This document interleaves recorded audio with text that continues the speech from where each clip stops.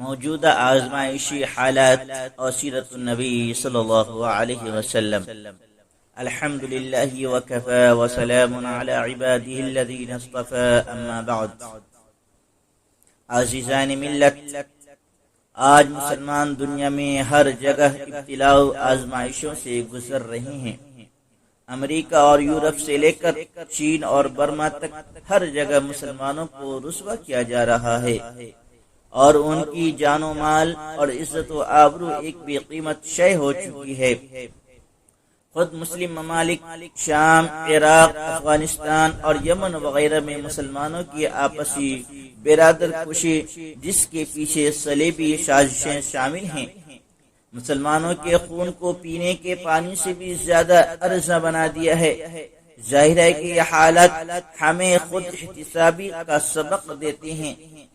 مسلمانوں کو خود اپنے آپ کا جائزہ لینے کی ضرورت ہے، ایک ایسا جائزہ جو ایمان سے لے کر اعمال و اخلاق تک تمام شعبوں کا احاطہ کرتا ہو، اور پھر رب کائنات سے رجوع کرنے اور اپنی کوتاہیوں کی اصلاح کرنے کے جذبے پر مبنی ہو۔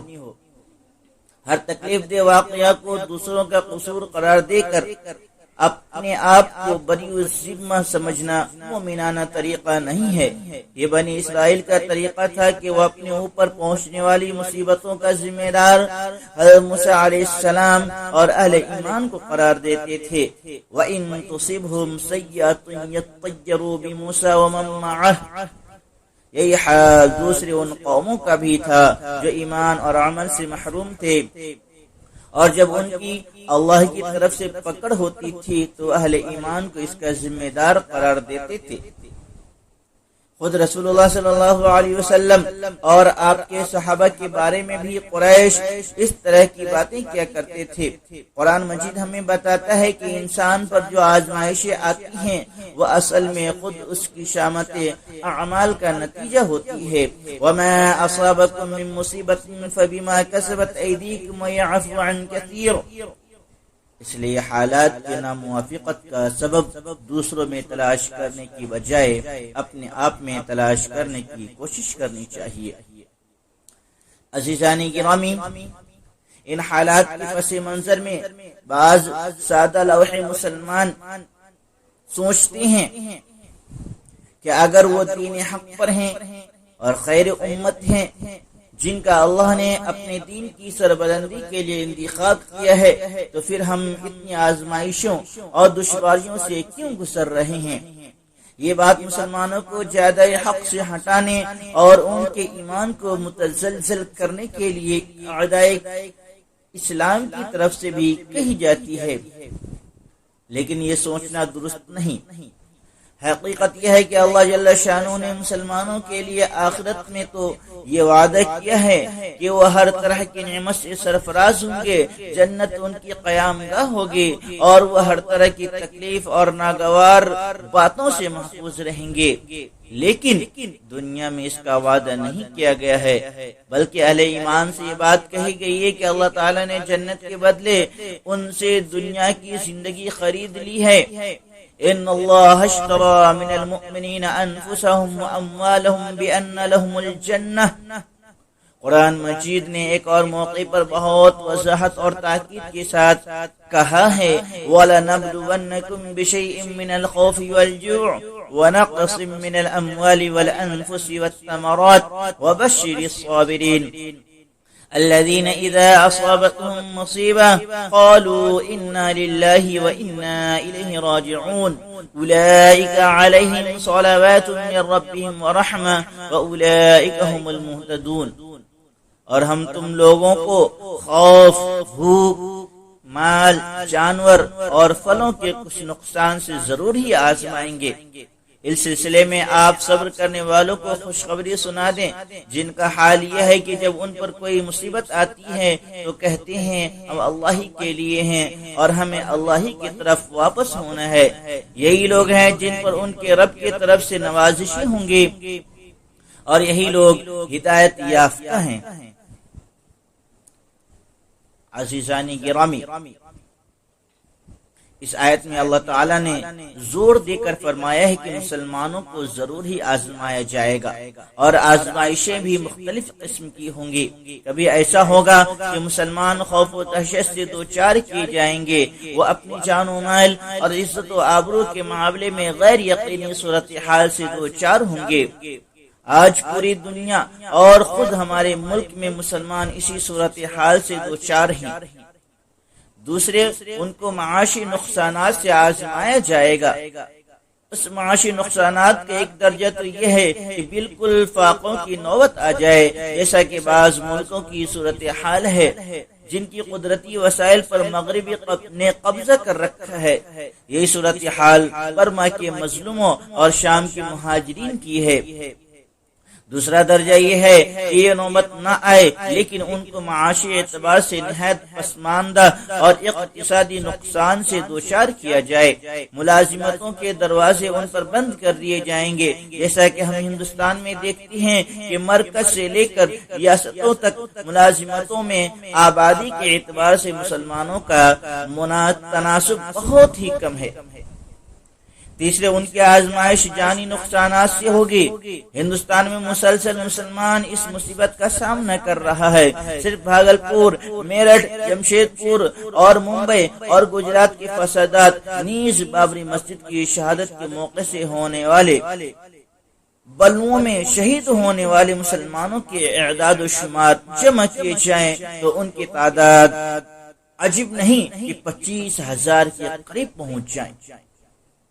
یہ ایسا جانی نقصان ہے جس سے مسلمان مسلسل دوچار ہوتے آئے ہیں، اور باعث افسوس امر یہ ہے کہ جب فسادات کی روک تھام کے لیے ایک سیاسی جماعت نے مسلمانوں کے مطالبہ پر بل مرتب کیا تو ان پارٹیوں نے بھی اس کی تائید کرنے سے انکار کر دیا جو اپنے آپ کو سیکولر اور اقلیت دوست کہتے ہیں۔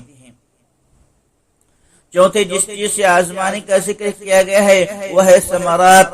ثمرہ کے معنی پھل کے ہیں، اور اس آیت میں بعض مفسرین نے اس سے اولاد مراد لیا ہے۔ آج بہت سے ملکوں میں والدین کے سامنے ان کے مسلمان اولاد کے قتل کے واقعات ہو رہے ہیں۔ خود ہمارے ملک میں مسلمان نوجوان ہر وقت اس خطر سے دوچار رہتا ہے کہ نہ جانے انہیں بے قصور ہونے کے باوجود دہشت گردی کا الزام لگا کر جیل کی سلاخوں میں ڈال دیا جائے۔ یہ بھی اولاد کے نقصان کی ایک صورت ہے جس سے اس وقت ہندوستان کے مسلمان دوچار ہیں۔ اسی لیے مسلمانوں کا ان مصیبتوں سے دوچار ہونا اللہ تعالی کے وعدہ اور قرآن مجید کی پیشی گوئی کے مطابق ہے، اور ان کا پیش آنا قابل تعجب نہیں بلکہ ان واقعات کے پیش آنے کو مسلمانوں کے لیے ایمان و یقین میں اضافہ کا باعث ہونا چاہیے۔ اگر کوئی گروہ ایمان پر قائم رہنے کے باوجود کسی وجہ سے مصیبتوں اور آزمائشوں سے محفوظ نہیں رہتا ہے تو اس کو حسرت و افسوس، نا امیدی اور بے یقینی سے دوچار نہیں ہونا چاہیے۔ اللہ تعالیٰ اگر صاحب ایمان ہونے کی وجہ سے کسی کو آزمائشوں سے محفوظ رکھنا چاہتے تو اس کے سب سے زیادہ مستحق امام الانبیاء کرام تھے، لیکن قرآن مجید نے تفصیل سے انبیاء اور ان کی اقوام کے واقعات کا ذکر کیا ہے، جن کے مطالعے سے صاف معلوم ہوتا ہے کہ انہیں اپنی قوم کی طرف سے سخت تکلیف اور مصیبت سے دوچار ہونا پڑا۔ حضرت نوح علیہ السلام پیغمبر تھے جن کو مشرکین سے سابقہ پیش آیا۔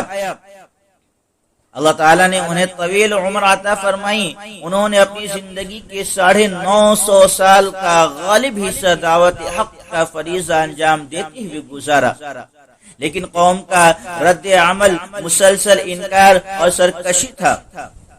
وہ مذاق اڑاتے اور ان کو برا بھلا کہتے۔ تفسیری روایتوں سے معلوم ہوتا ہے کہ ان کی قوم ان پر سنگ باری بھی کرتی تھی۔ آخر اللہ تعالیٰ کا عذاب آیا اور ایمان لانے والوں کو چھوڑ کر حضرت نوح علیہ السلام کی پوری قوم صفحہ ہستی سے مٹا دی گئی۔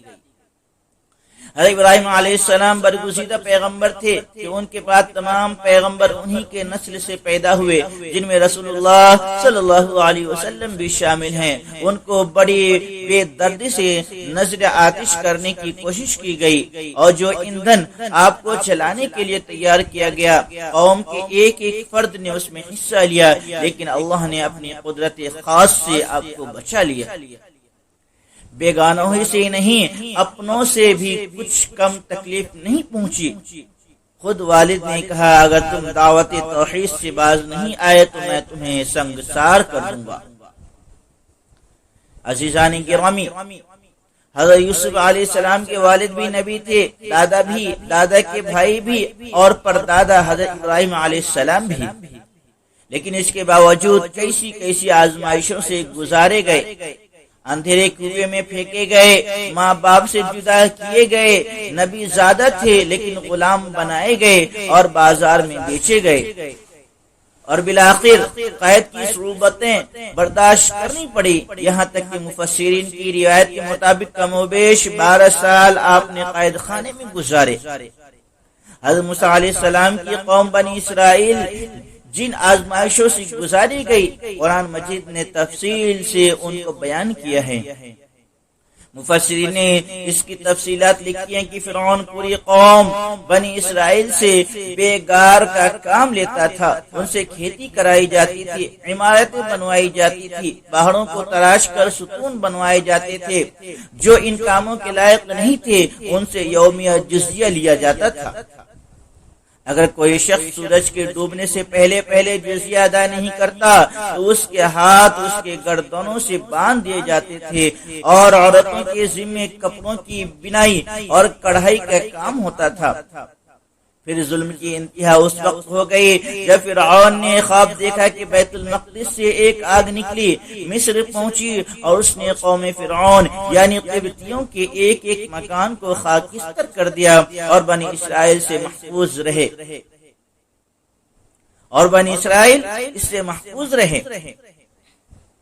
کاہنوں نے اس کی تعبیر بتائی کہ بنی اسرائیل میں سے ایک شخص پیدا ہوگا جو مصر پر غلبہ حاصل کر لے گا۔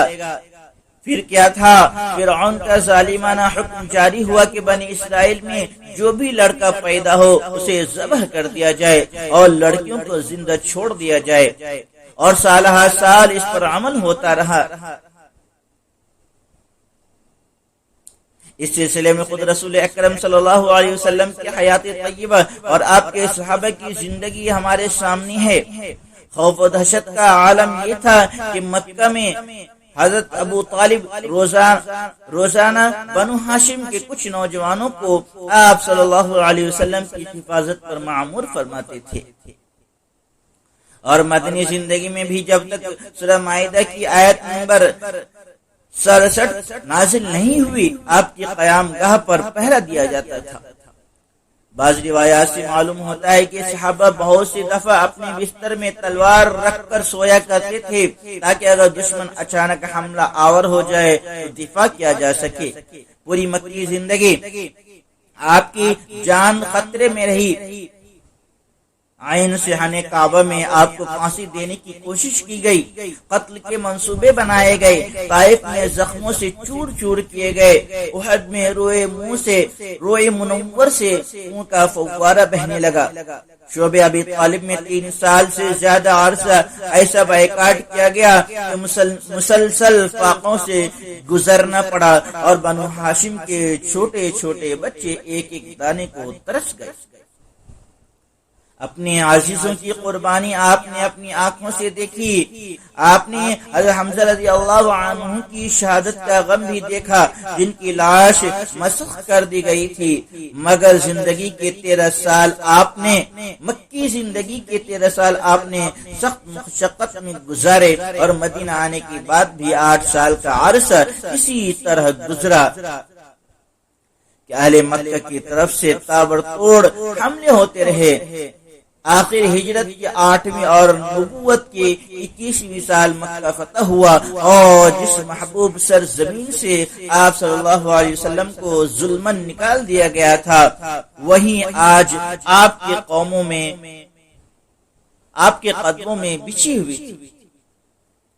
غور کرنے کی بات ہے کہ کیا اللہ تعالیٰ اس بات پر قادر نہیں تھے کہ جیسے 21 سال کے بعد مکہ کے لوگ دامن اسلام میں آ گئے اور انہوں نے پیغمبر اسلام کے سامنے اطاعت کا سر جھکا دیا.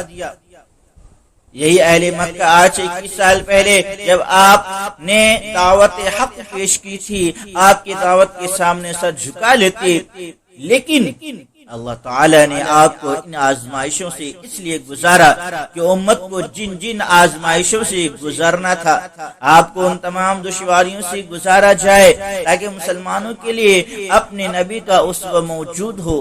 دشواریاں ان کے قدموں میں تزلزل پیدا نہ کر دیں، وہ مایوس اور نا امید نہ ہو، ان کے سامنے اپنے نبی کی مثال موجود ہو اور یہ بات ان کے لیے تسلی کی باعث بنے.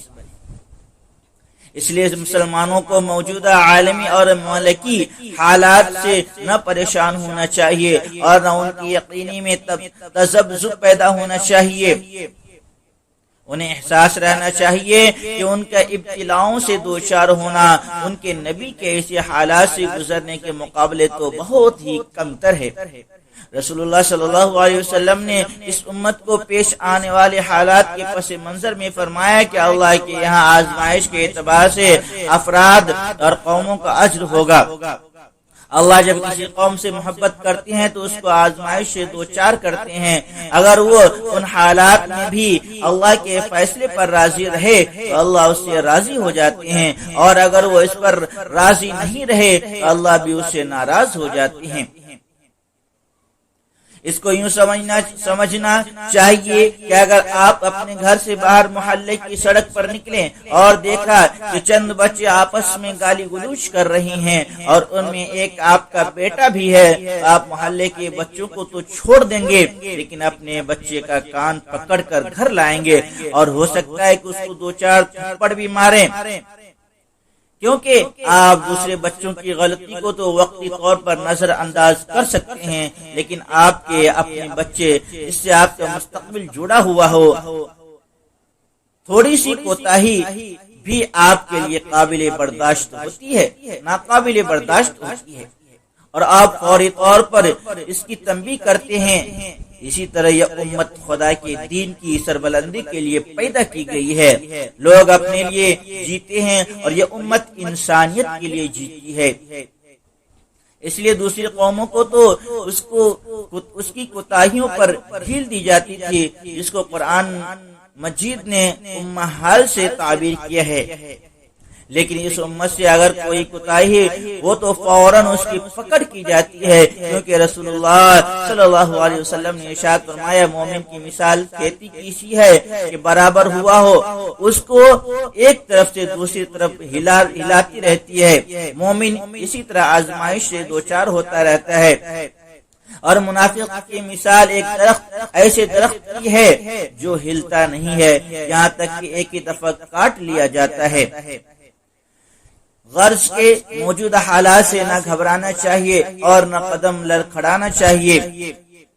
یہ ایک طوفان ہے جو آیا ہے اور گزر جائے گا. ایسا نہیں ہے کہ کسی خطے میں مسلمانوں کے مغلوب ہو جانے سے اسلام مغلوب ہو گیا، بلکہ تاریخ میں ایسی مثالیں موجود ہیں کہ عین اس وقت جب مسلمان مظلومیت سے دوچار تھے، اسلام نے اپنی استدلالی قوت کی بدولت غلبہ اور فتح مندی کی نئی تاریخ رقم کی.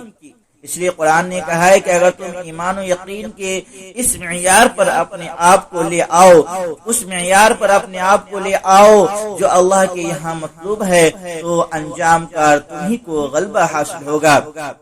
وَلَا تَهِنُوا وَلَا تَحْزَنُوا وَأَنْتُمُ الْأَعْلَوْنَ إِن كُنتُم مُؤْمِنِينَ.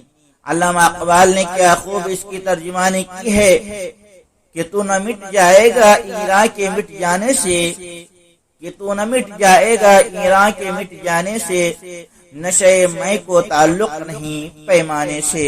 وآخر دعوانا ان الحمد للہ رب العالمین.